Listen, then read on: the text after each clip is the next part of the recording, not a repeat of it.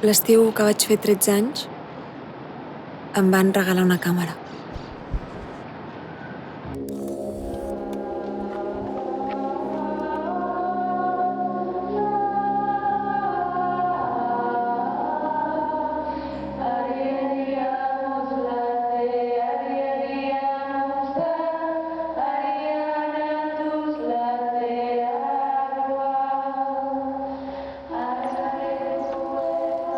Jo no sóc ella,